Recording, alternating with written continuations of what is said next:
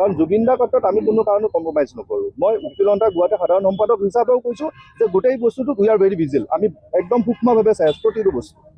মানুহ মানে এজন যদি আছামী হয়, তেওঁ যদি চাৰ্জশ্বিট হৈছে বা যিয়ে নহওক, তেওঁক ডিপেণ্ড কৰাটো এটা সাংবিধানিক এটা ৰাইট হয়, এটা অধিকাৰ হয়। সেই অধিকাৰটো তেওঁ কেতিয়াও অথলে নাযায়। তেওঁ এতিয়াও নাভাবিব যে তেওঁ আনহাৰ্ড হৈছে বা তেওঁ কোনো ৰিপ্ৰেজেণ্ট কৰা নাই। তেওঁৰ হৈ চৰকাৰী অধিবক্তা, চৰকাৰী নহয়, DLSA মানে যিটো আমাৰ আইনী সাহায্যকাৰী আছে, তেওঁলোকৰ অধিবক্তা নিশ্চয় আছে। কথাটো হ'ল পৰহি আহিছিলে মহন্তৰ মানে সহধৰ্মিনী আহিছিলে, কৈছিলে আমাৰ যিটো সদৌ অসম উকিল সন্থা বা গুৱাহাটী উকিল সন্থাৰ যিটো আমাৰ এটা স্থিতি আছে, আমি তেওঁৰ হৈ নোযোৱাৰ যিটো আমি আহ্বান জনাইছোঁ, সেইটো তেওঁলোকে কৈছে আপুনি উঠাই লওক। আমি এটা কথাই কৈছোঁ যে তেওঁলোকে এখন ৰিটেন আনিছে, এইটো এটা তেওঁলোকৰ প্ৰেক্টিচ হ'ব পাৰে, এইটো কিন্তু ভালকৈ চাব, কাৰণ সৰু সৰু কথা পিছত বহুত ডাঙৰ কথা হৈ যায়। লিখিত আনিছে যে আমাৰ এই লিভ কৰক, যিটো বেন নহয়, আহ্বানটো আপোনালোকে পুনৰ বিবেচনা কৰক।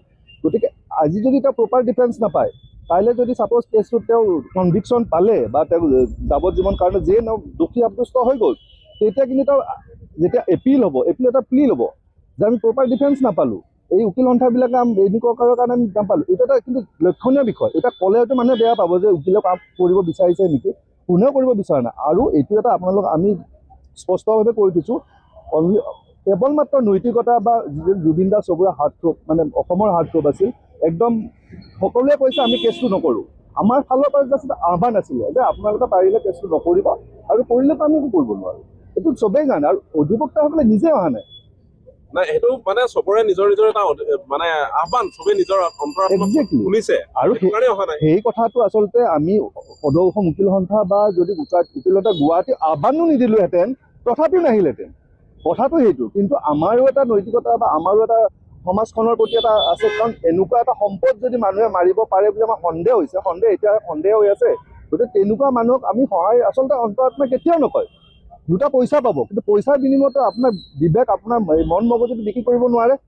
গতিকে আমি জুবিন দাৰ লগত কোনো কাৰণত পইচা আমি কম্প্ৰমাইজ কৰিব নোৱাৰোঁ আৰু নকৰোঁ। এতিয়া শ্যামকানু মহন্তৰ পত্নীয়ে এই আহ্বান জনোৱাৰ পিছত আপোনালোকে কিবা ডিচিশ্যন ল'লে? আমি সিদ্ধান্ত এতিয়ালৈ একো লোৱা নাই, হয়তো পৰৱৰ্তী সময়ত তাৰ কাৰণে মেল মিটিং হ'ব, কিন্তু এতিয়ালৈকে হেৰি হোৱা নাই। আপুনি কোৱাৰ দৰে যদি আচলতে তেনেকুৱা হয়, তেতিয়াহ'লে ক'ৰবাত নহয় ক'ৰবাত আকৌ সকাহ পাবলৈ একো নাই। চাওক, এতিয়া অলৰেডি গোটেইখিনি কাম হৈ গ'ল, ইনভেষ্টিগেশ্যন কৰিলে, আৰু আমি জনামতে গোটেই ইনভেষ্টিগেশ্যনখিনি বৰ ধুনীয়াকৈ হৈছে। ইনভেষ্টিগেশ্যনখিনি যিকেইজন ইনভেষ্টিগেটিং অফিচাৰ আছে, গোটেইকেইটা মই জনাত APS অফিচাৰ বা ভাল ভাল ৰেংকৰ অফিচাৰ। গতিকে চৰকাৰে হয়তো কোনো কাৰণত তাত সুৰুঙা ৰাখিব বিচৰা নাই। চৰকাৰৰ যিটো আমি দেখিছোঁ, তেওঁলোকৰ নিশ্চয় তাত আছে, ইচ্ছা এটা আছে যে শাস্তিটো দিওঁ। গতিকে সেই ক্ষেত্ৰত সুৰুঙা থাকিব নালাগে, কিন্তু যদি সুৰুঙা আছে, সুৰুঙা থাকি গ'ল। সেইকাৰণে মই প্ৰথম কৈছিলোঁ, মোৰ ফেচবুক পষ্ট এটা চাব আপুনি যদি পাৰে, তাত মই লিখিছিলোঁ যে CIDৰ ওপৰত আমাৰ আস্থা আছে, অসম পুলিচৰ ওপৰত আস্থা আছে, কিন্তু কথাটো হ'ল যিহেতু এটা নতুন ঘটনা অসমত, CIDৰ কাৰণে, অসম পুলিচৰ কাৰণে যে বহি ৰাষ্ট্ৰ এখনত গোটেই ঘটনাটো হৈছে, গতিকে সেই ঘটনাটো তদন্ত কৰিবৰ কাৰণে আমাৰ ইমান অভিজ্ঞতা নাই। মই কৈছিলোঁ যে CBIৰ দ্বাৰা তদন্ত কৰাওক, একো বাধা নাই। কাৰণ আপোনাৰ যেতিয়া ঘৰত কাৰোবাৰ বেমাৰ হয়, আপুনি গুৱাহাটীত দেখাব নে পইচা পাতি দিল্লীলৈ নিব ভাল উচ্চ চিকিৎসাৰ কাৰণে? নিশ্চয় দিল্লীত নিব। গতিকে আমাৰ এটা CID আছে, কিন্তু আমি CBIক কিয় লৈ নগ'লোঁ? CBIক দিওঁ, CBI দিলে এটলিষ্ট আমাতকৈ বেছি, ইয়াতকৈ বেছি ভাল হ'লহেঁতেন। সুপ্ৰিম কোৰ্টৰ ভাল ক্ৰিমিনেল জাষ্টিচ লয়াৰ্ছ আছে, আমাৰ হাইকোৰ্টৰ লয়াৰ্ছ আছে, ভাল ক্ৰিমিনেল লয়াৰ্ছ আছে, তেওঁলোকৰ লগত লৈ কৰক। তেতিয়া সেই তদন্ত যিবিলাক লোভল থাকে, যিবিলাক সুৰুঙাত আমি ধৰি লৈ আসামী এটা উলিয়াই লৈ যাব পাৰোঁ, সেই সুৰুঙাবিলাক মাৰা গ'লহেঁতেন। কিন্তু সেই বস্তুটো নকৰিলে। গতিকে I am not sure that তাত সুৰুঙা আছে, কিন্তু সুৰুঙা থাকি যাব পাৰে, আৰু যদি সুৰুঙা থাকি যায়, এই সুৰুঙাত কিন্তু ওলাই যাব। এতিয়া আইনী প্ৰক্ৰিয়াটো কওকচোন, যিহেতু উকিল কোনো আগবাঢ়ি অহা নাই নিৰ্দিষ্টভাৱে, এতিয়া আদালতে এজন অধিবক্তাক চাগৈ নিযুক্তি দিব লাগে, আইন সেৱা প্ৰাধিকৰণক দিব লাগে, এই প্ৰক্ৰিয়াটো কওকচোন। অলৰেডি চাওক, মই আপোনাক ক'লোঁ যে যেতিয়া আমাৰ ইয়াতে বম ব্লাষ্ট হৈছিলে, ৰঞ্জন দৈমাৰে যেতিয়া বম ব্লাষ্ট কৰিছে, তেতিয়া আমাৰ মানুহ মৰিছিলতো।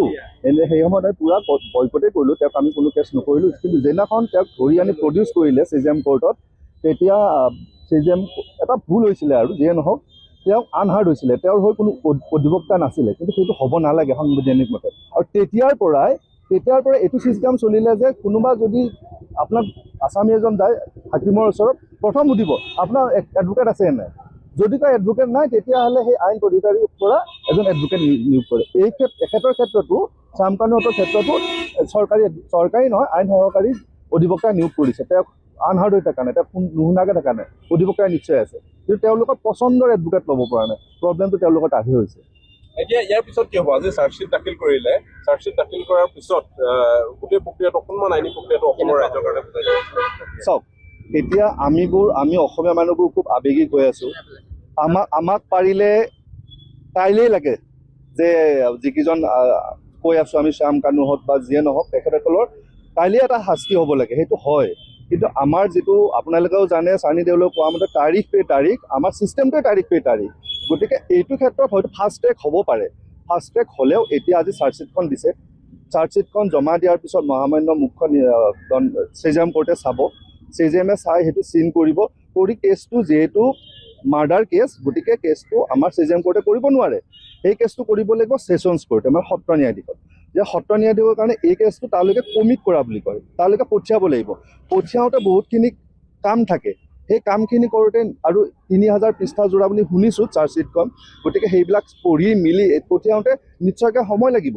কিন্তু এইটোও জানিব পাৰিছোঁ, আমাৰ যিজন বৰ্তমান মুখ্য ন্যায়িক দণ্ডাধীশ আছে, তেওঁ যথেষ্টখিনি স্মাৰ্ট আৰু অলপ এক্টিভ হয়। তেওঁ অলৰেডি কামবিলাক কিছু পৰিমাণে আগবঢ়াইছে, চ' ডেট এই কেছটো সোনকালে কমিট কৰিব পাৰে। গতিকে সেইটো আমি আশা কৰিব পাৰোঁ, তেওঁ যিমান পাৰে সিমান সোনকালে, ধৰক যদি 15 দিনৰ ভিতৰতো পাৰে ছেছনত কমিট হ'ব।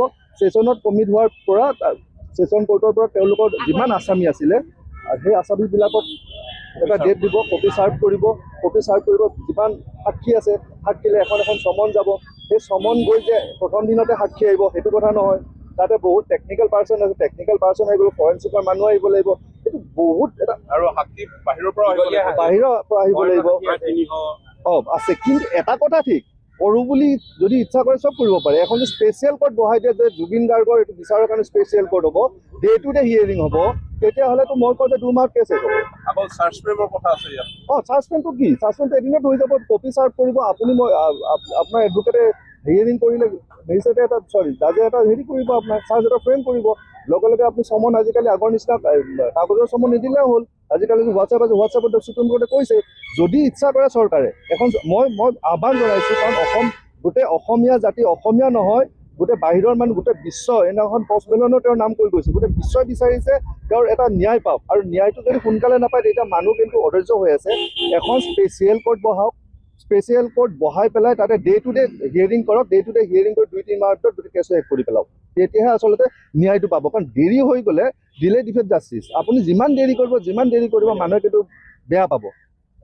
কিন্তু খুব খৰধৰকে কৰিবলৈ গ'লে কিছুমান হুঙা ৰৈ যোৱাৰ চান্স থাকে। খৰধৰ কৰাটোতো কয় নহয়, কি কয় এইটো খৰধৰ কাম চেতানকা উঠে, এনেকুৱা আৰু। গতিকে খৰধৰকে এতিয়া কৰিব লগা আমাৰ ইয়াত নাই, খৰধৰ হয় আচলতে তদন্ত প্ৰক্ৰিয়াত। এতিয়া কোৰ্টত আহিলে কোৰ্টত খৰধৰ কৰিবলগীয়া একো নাই, খৰধৰ হ'ব যে সাক্ষীটো মাতাত খৰ, আমি এভিডেঞ্চটো লোৱাত খৰ।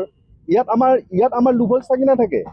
এতিয়া লিগেল প্ৰচেছত খৰধৰ কৰিলে যে কিবা বেয়া হ'ব সেইটো নাথাকে। ইয়াত আৰু ওলাব কোনো চান্সে নাই। ইয়াত মহামান্য আদালত আছে, তেওঁলোকৰ আমি গোটেইগাল আছোঁ, গতিকে ইয়াত আমিতো পূৰা একদম ভিজিল, আমি পূৰা তাত মই কৈছোঁ নহয়, আমি পূৰা প্ৰতিটো বস্তু চাই আছোঁ। কাৰণ জুবিন দাৰ ক্ষেত্ৰত আমি কোনো কাৰণত কম্প্ৰমাইজ নকৰোঁ। মই উকিলন্তা গুৱাহাটী সাধাৰণ সম্পাদক হিচাপেও কৈছোঁ যে গোটেই বস্তুটো উই আৰ ভেৰি ভিজিল, আমি একদম সূক্ষ্মভাৱে চাই আছোঁ প্ৰতিটো বস্তু।